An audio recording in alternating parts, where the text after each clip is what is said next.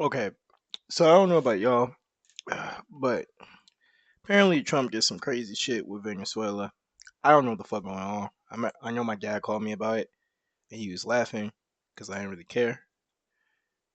But now I care a little bit. What? What the fuck? What the fuck?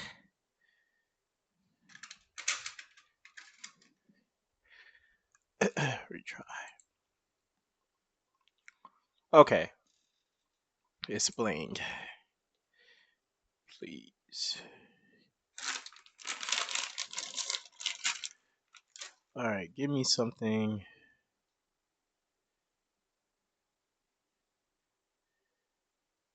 Want something? This one is cool. I guess. Let's watch it. What really happened? Nope, we're not doing that. No, we are not doing that.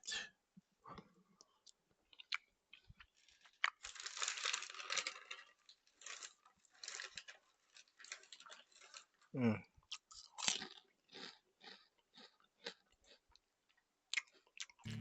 When you are weak, appear strong. Sun Tzu wrote that over 2,000 years ago in his military treatise, The Art of War. And while the art of war is best known for, well, actual warfare, many of its lessons have been applied to negotiations, diplomacy, and politics in general. Now, what if I told you that the US military buildup off the coast of Venezuela is an implementation of this very lesson, a strategic performance of strength at a time when much of the world perceives the US to be in decline? With the rise of China on the global stage, the failure of NATO to defeat Russia in Ukraine, the inability I ain't gonna lie, we have been taking some losses. I ain't gonna fucking lie.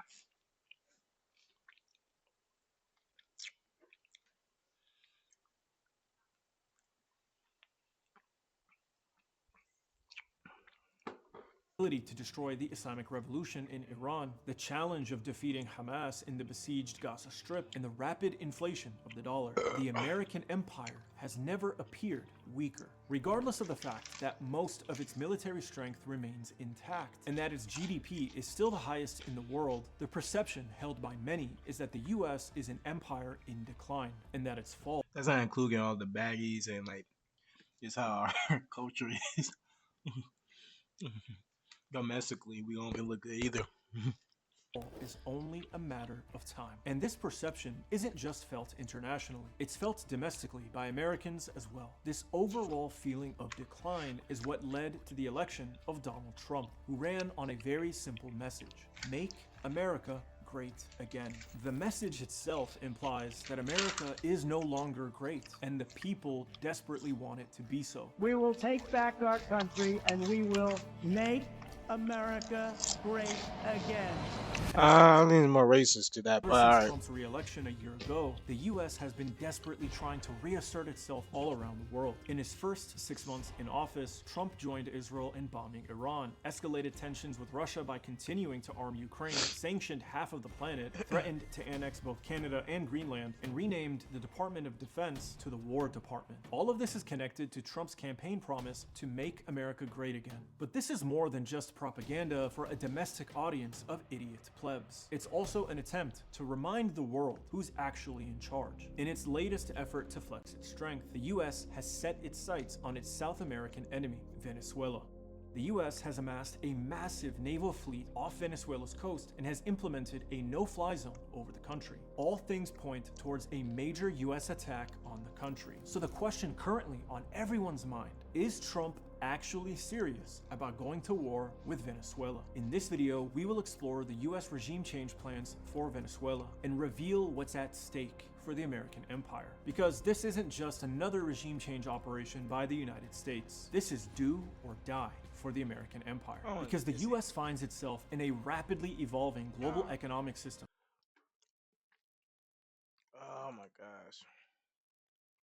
Why did? Thank you. Let's watch this. This probably seems more better. Tonight, Venezuelan President Nicolas Maduro is in New York in federal custody hours after a surprise early morning U.S. military raid on his compound in Caracas. Late last night and early today, at my direction, the United States Armed Forces conducted an extraordinary military operation in the capital of Venezuela. The Pentagon says President Trump gave the order to arrest Maduro just before 11 Friday night. Troops from 20 military bases and 150 U.S. aircraft took part in the mission, which saw an elite strike force arrive at Maduro's compound around 1 this morning. This mission was meticulously planned, drawing lessons from decades of missions over the last many years. The president says with Maduro deposed, the U.S. will run Venezuela indefinitely. We're going to run the country until such time as we can do a safe, proper, and judicious transition.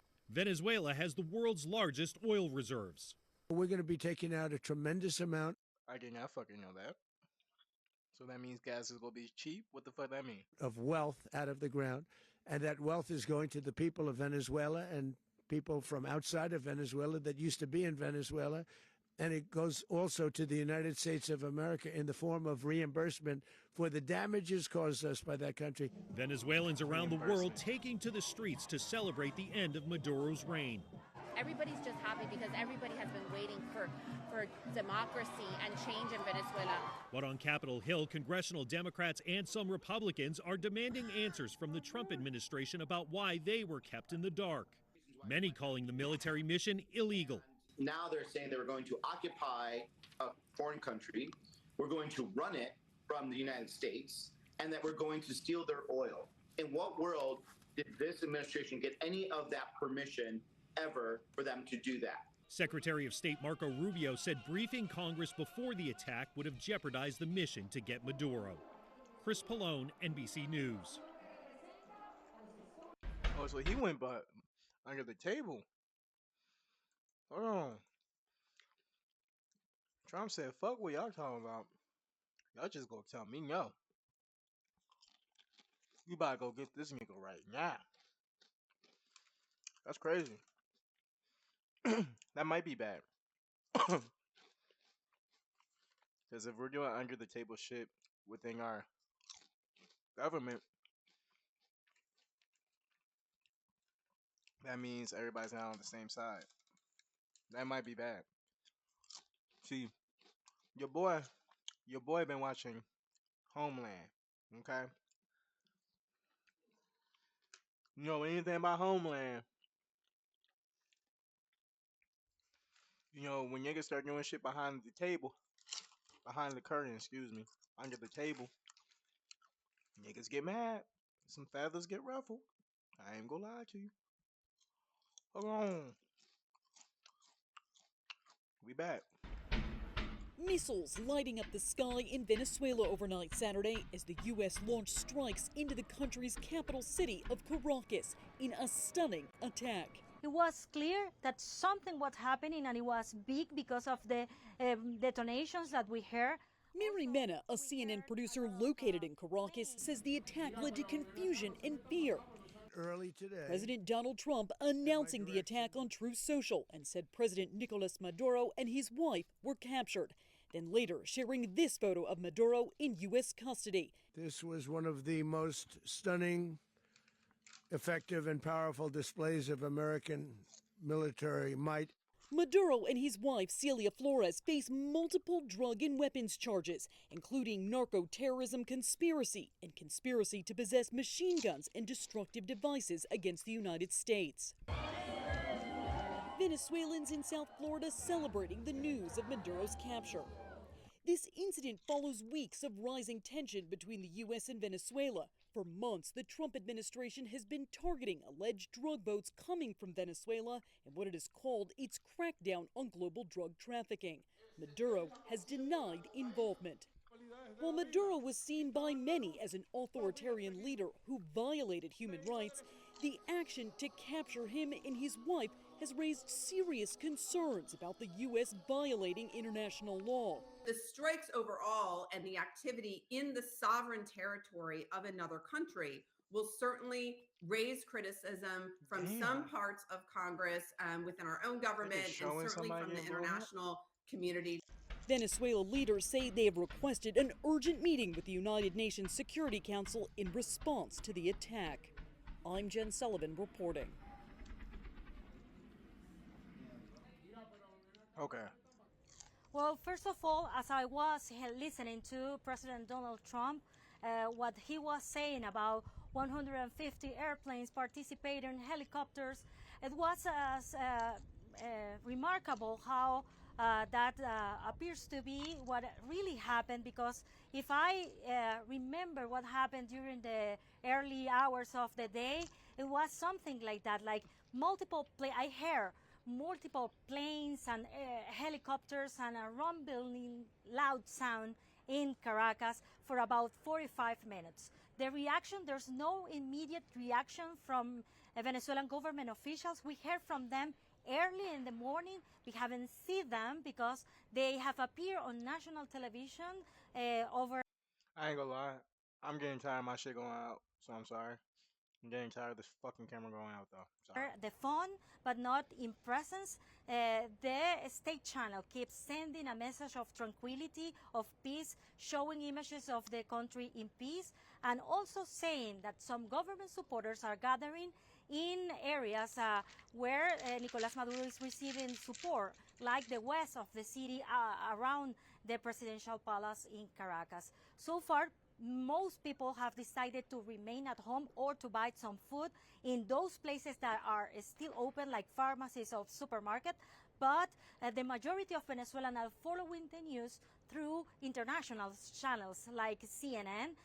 The flow of information usually keeps running easily and more freely through international TV stations in Venezuela. And we need to remember there are more than 8 million Venezuelans abroad living in outside of the country that have migrated, and they have many family members calling them and telling them what they are seeing through international channels.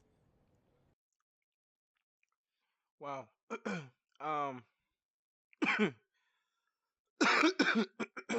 Did she explain this well?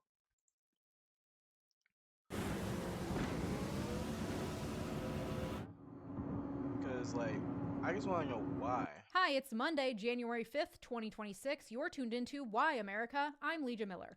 In case you live under a rock, over the weekend, the United States carried out an extensive middle-of-the-night military operation in Caracas, Venezuela, arresting President Nicolas Maduro and his wife, Celia Flores, and bringing them to New York to be prosecuted for various narco-terrorism-related charges. In the aftermath of the operation, the central questions have been why, and also what happens next. So I'm going to try to answer these questions this week in a two-part series on the recent developments, and hopefully provide some historical and legal context behind this move by the Trump administration. Okay. We're going to look at this entire situation through the lens of power and the law. Who has power, who doesn't, who's trying to get more of it, and how are they attempting to bend the law to their will to create legitimacy for what is being criticized the world over as an illegal act of war contrary. Do I get like news anchor vibes? I feel like she wanted to be a news anchor at some point and just get it from her home.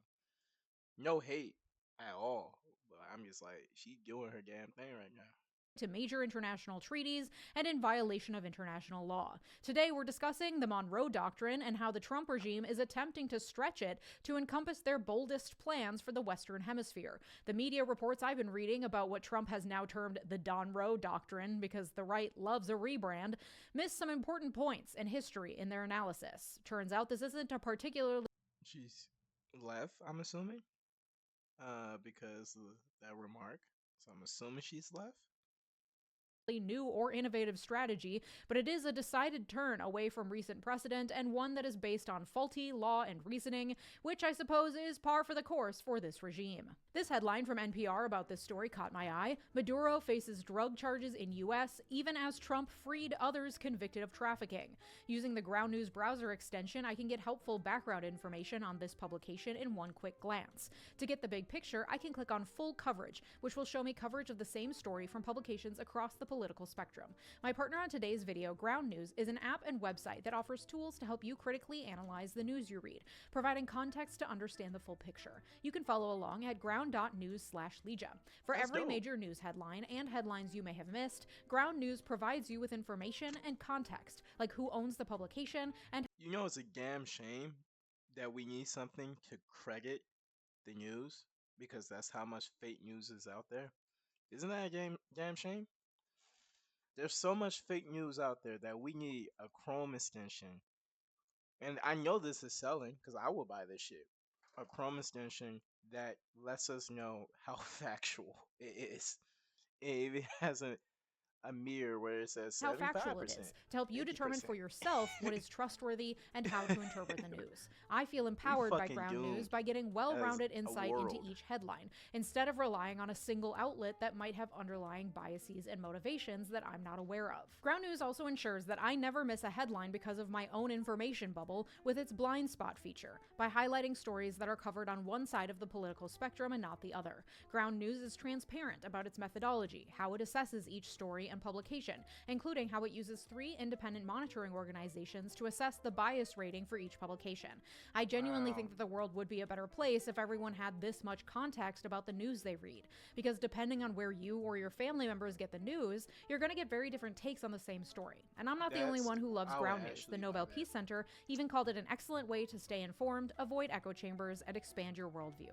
I'm always really impressed with ground news and genuinely think that they're a great resource. If you want to stay informed on US politics and more, subscribe through this QR code or my link below at ground.news/Legia for 40% off this unlimited access Vantage plan. It comes out to $5 a month for unlimited access to all the features I've mentioned. Thanks, Ground News. In my research for this episode, I noticed that a lot of the media outlets and commentators were postulating why they think that the Trump regime decided to escalate things like this in Venezuela.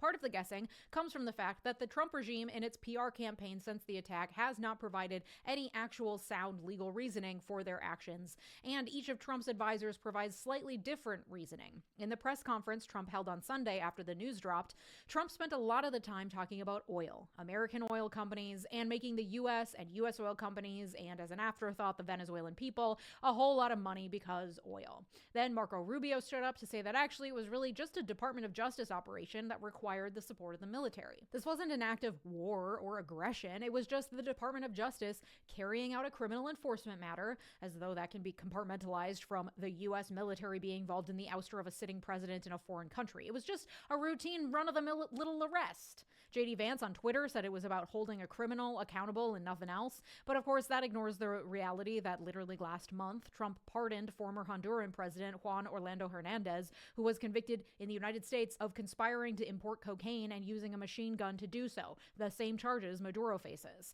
When pushed by anchors on the numerous different news shows that Marco Rubio made the PR rounds on Sunday, Rubio largely avoided the questions and grew frustrated and provided no comment when pressed on the clear contradictions in the administration's action. She's moving fast. So they got him, right?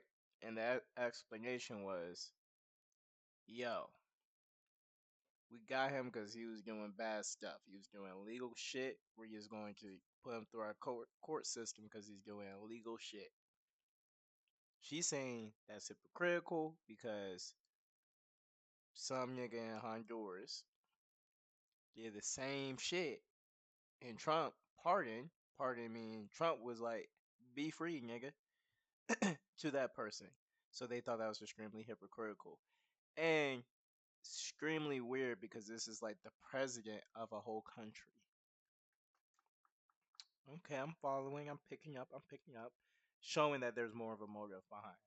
Okay, so within all this chaos, we're all just trying to decipher what the fuck is going on. But the piece that a lot of the media reports I was reading seemed to miss or leave out is that they did kind of already lay their reasoning out for us. The references to the Monroe Doctrine over the weekend didn't materialize out of thin air. Their strategy and goals have been pretty clear. As with a lot of what's happening with this regime, they tend to pretty flagrantly say what they want to do and do a lot of the law breaking out in the open, where past administrations tried to at least pretend to be above board. There are 2 primary source documents that are she's admitting that they both do the same shit. Informative. One is a proclamation Trump issued last month, presidential message on the anniversary of the Monroe Doctrine. The other is the 33-page document titled National Security Strategy for the United States of America. That was issued by the administration 2 months ago in November 2025. Both documents reinforce one another and are part of the same overall strategy. The proclamation announces the Trump corollary to the Monroe Doctrine, saying saying that, quote, the American people, not foreign nations nor globalist institutions, will always control their own destiny in our hemisphere. It also is clearly part of the larger regime's priority of forcing Americans to be patriotic and whitewash our history so that we can all be proud of the incomplete or entirely manufactured version of U.S. history they want us to believe in. It's a very Nazi-inspired philosophy that's wielded against any version of U.S. history that provides a criticism or even just a neutral account of events that make the U.S. look bad. Through the Don't disagree, but you can tell she's far left. America 250 program to celebrate the 250th anniversary of the signing of the Declaration of Independence, they're attempting to aggrandize various moments throughout U.S. history through these presidential proclamations that editorialize or completely rewrite parts of U.S. history in a positive light. This is just one of those proclamations. But the Trump corollary is more clearly set forth in that other document, the National Security Strategy, dropped back in November. And as I say over and over on this show, even though the regime loves to lie and hide the truth and twist facts and rewrite history sometimes as it's happening, you can take their word on what they say they're going to try to do, not the effects of what they want to do. They will always lie about that. But the actual actions, you can take them at their word on that, whether it's Project 2025 or this National Security Strategy document, which is linked along with all my other sources in the description. In that document, they don't say we're going to attack Venezuela, but what they give us is the why behind the operation. They say they want to encourage quote unquote stability in Latin America as a means of discouraging the mass migration that is flooding our southern border. They want cooperation among Latin American governments to help prosecute narco-terrorists and prevent importation of drugs into the United States. They want to prevent, quote, hostile foreign incursion or ownership of key assets. Basically, if we take the assets in these countries, then China won't. A nice continuation of the anti-communist rhetoric of the last century. On page 15, they sum it up, saying, quote, our goals for the Western Hemisphere can be summarized as enlist and expand. We will enlist established friends in the hemisphere to control migration, stop drug flows, and strengthen stability and security on land and sea. We will expand by cultivating and strengthening new partners while bolstering our own nation's appeal. So this is basically, okay. I'm picking up a little bit. So basically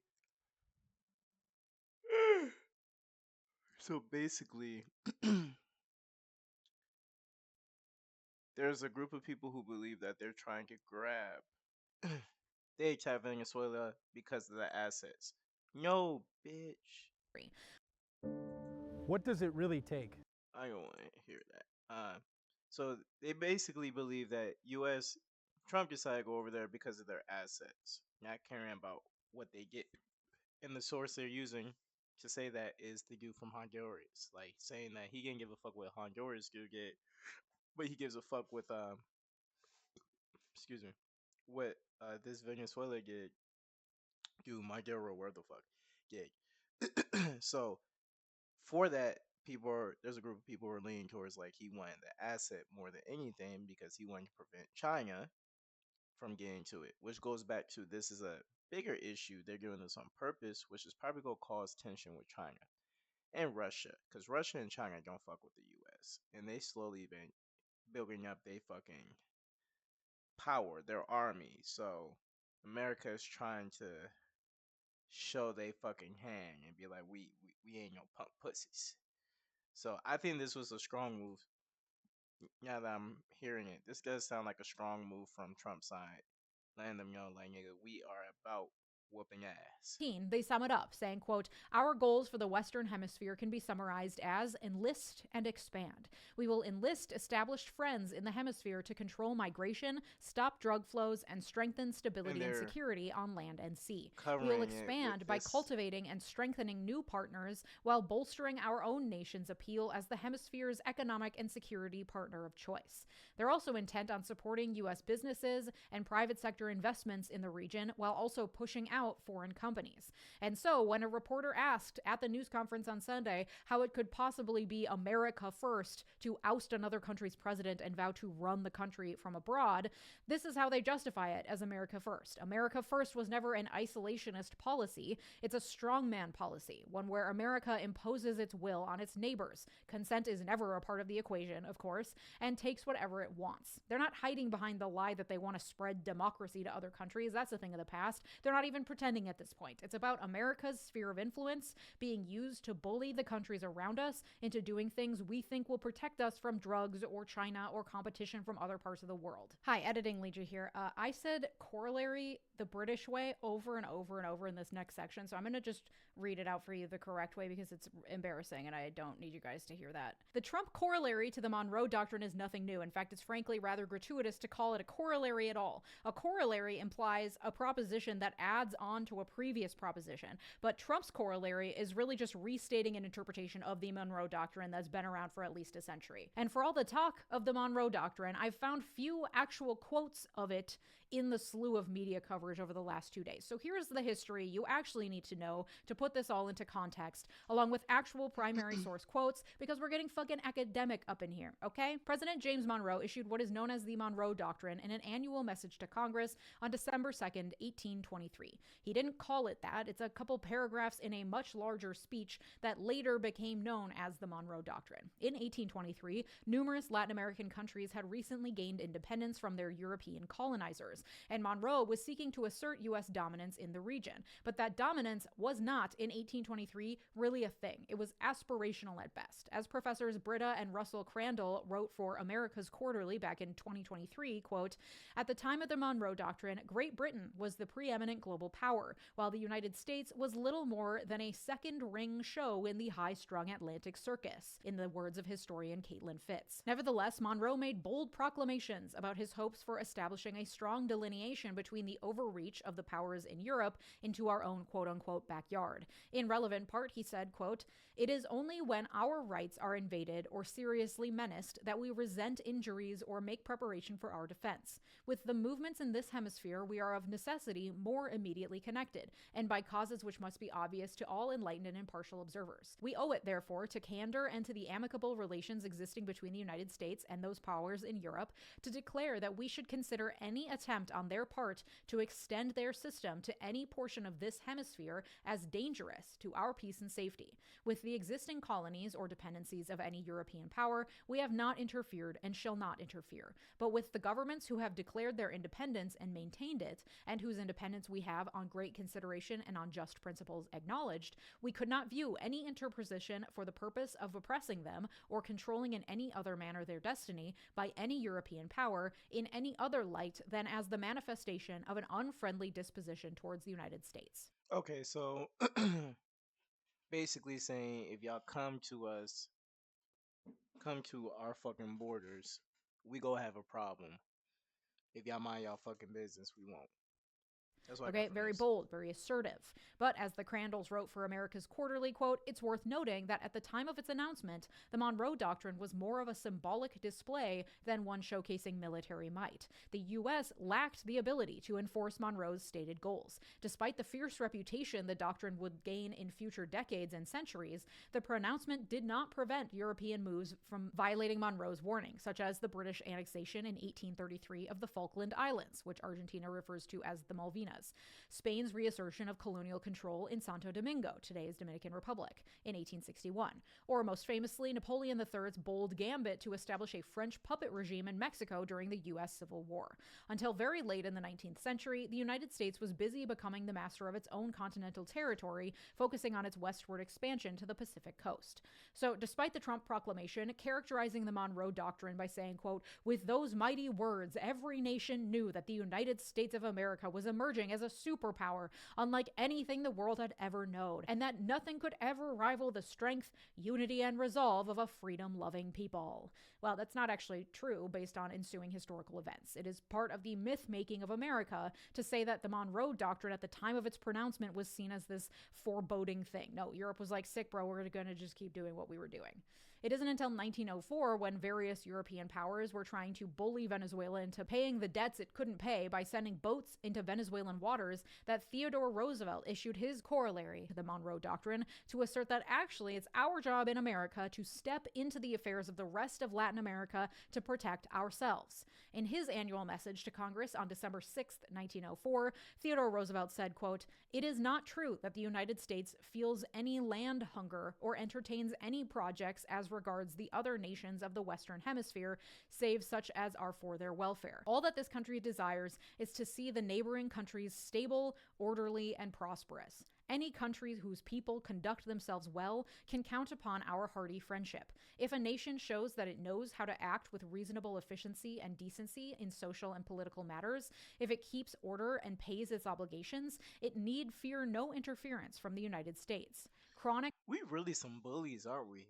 What type of scathing is that?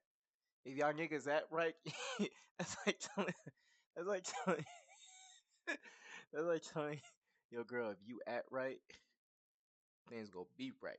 The moment you don't act right, we gonna have a problem. We some fucking bullies, bro.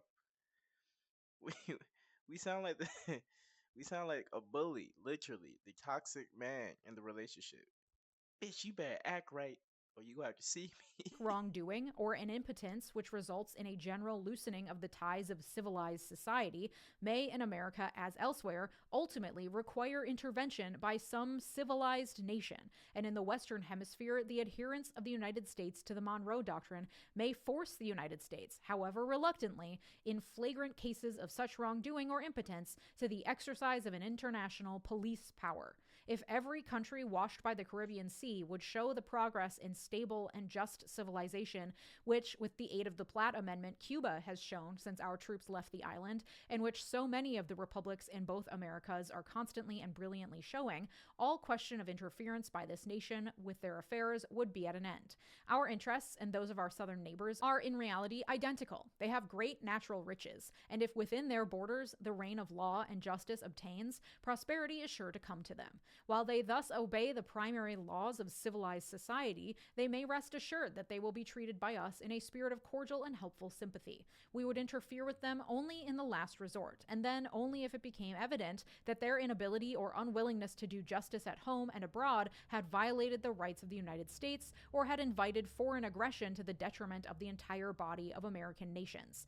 It is a mere truism to say that every nation, whether in America or anywhere else, which desires to maintain its freedom, its independence, must ultimately realize that the right of such independence cannot be separated from the responsibility of making good use of it. I lost $50,000 because I didn't buy a I don't give a fuck how much you lost, you fuck nigga. Here to re-record me saying this word. This is why I think Trump's quote-unquote corollary is nothing new and doesn't deserve the title. It's just a restatement of Teddy Roosevelt's corollary. Act civilized and we'll play nice. But if you don't, and we're going to define what civilized means, it's our job to protect ourselves by unilateral intervention. Okay, but then there's a piece of the puzzle that a lot of media outlets are kind of glossing over. Franklin Roosevelt's good neighbor policy in 1933. Back to the Crandalls, who wrote, quote, President Franklin Roosevelt embraced consultation and cooperation over gunboats and U.S. Marines with his good neighbor policy, accepting the principle of non-intervention at the Montevideo Conference of 1933. The creation of the Rio Pact in 1947 appeared to make the Monroe Doctrine multilateral, transferring the responsibility for defense from the United States to all 19 signatories. With the ensuing creation of the Organization of American States in 1948, Teddy Roosevelt's pugilistic version of the Monroe Doctrine would often seem obsolete in ensuing years. The John F. Kennedy administration invoked the Rio Pact, not the Monroe Doctrine, during the 1962 Cuban Missile Crisis. Similarly, President Johnson's major policy speech outlining intervention in the Dominican Republic in 1965 also omitted any reference to the Monroe Doctrine. Now, of course, I don't think anyone could argue that the Cuban Missile Crisis and our ensuing relationship with post-revolutionary Cuba would fall under what could be called a collaborative good neighbor policy, but that was at least the interpretation at the time of the Monroe Doctrine. And it wasn't until the Cold War that the idea of heavy-handed unilateral military intervention into Latin America once again became the prevailing theory, especially in the increasing push against any perceived incursion of communism into the hemisphere. And so you have U.S. intervention in Chile after the Democratic election of leftist President Allende, and into Nicaragua, and into Panama, and so many other countries, either directly or indirectly. This latest operation in Venezuela is part of an exceptionally long and complex history of U.S. intervention, not just in Venezuela, but in the region, all under under the guise of the Monroe Doctrine, a couple paragraphs in a speech that President James Monroe gave once in 1823. It's not written into a law, but it's the sole thing that the Trump regime is pointing to legitimize its actions over the weekend. And it knows, because of history, that that's all it really takes to justify taking whatever actions they want in Latin America,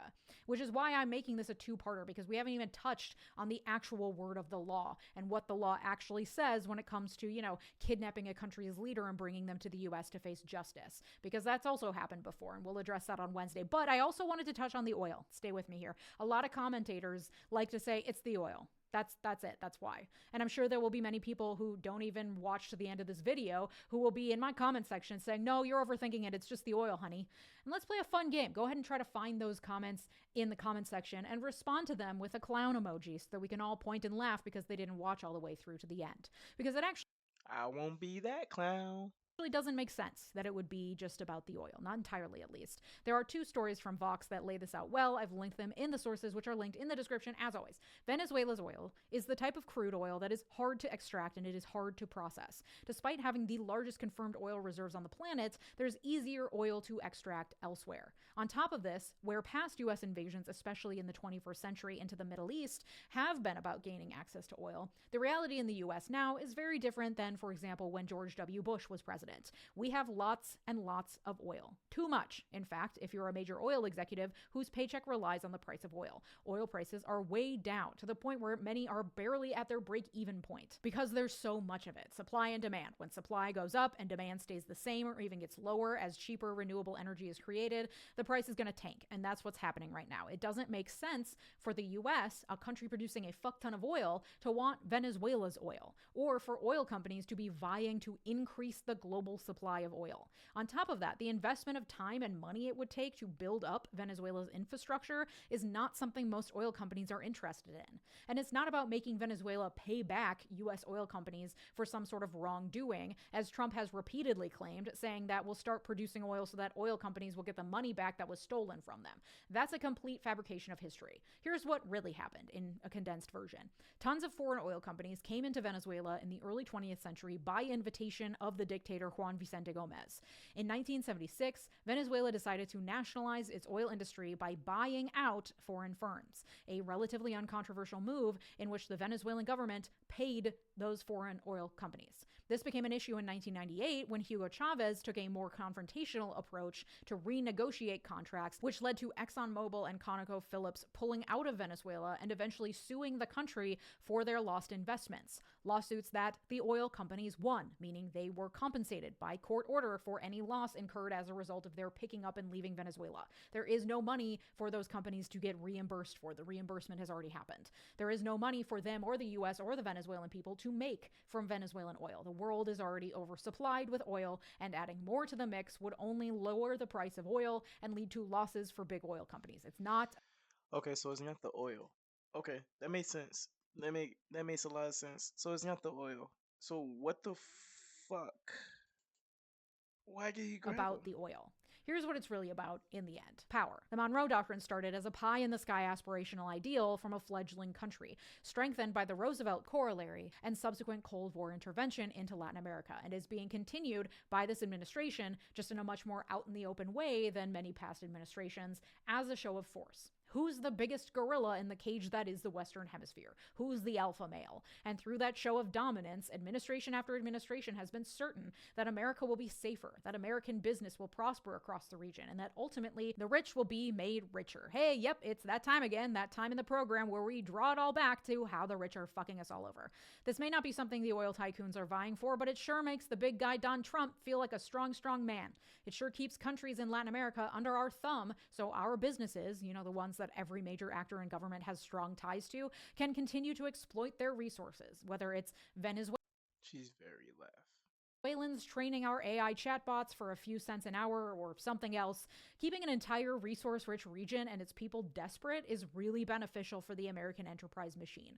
For Donald Trump himself, it is likely mostly just an ego trip, but for the apparatus that holds him up, the people like Marco Rubio and others working behind the scenes on these policies with ties to big business, it's about power and control and dominance, the benefits of which only a few people at the top will ever see. Tune in on Wednesday for a breakdown of what's to come in the criminal case case against Nicolas Maduro, and how we've seen this all before, and how once again the law is being stretched and twisted by powerful people to gain more power. Love that for us. If you'd like to support my work heading into a brand new year of horrors, consider joining here on YouTube by clicking the big join button below, or She explained that really well. Shout out to Leha Miller. I will put her link down below. She explained that really fucking well. So basically, Donald Trump just wanted to do a pissing contest. Like he let them know, nigga, I am him. Okay, that makes sense. Y'all let me know what y'all think though. I'm very curious. Peace.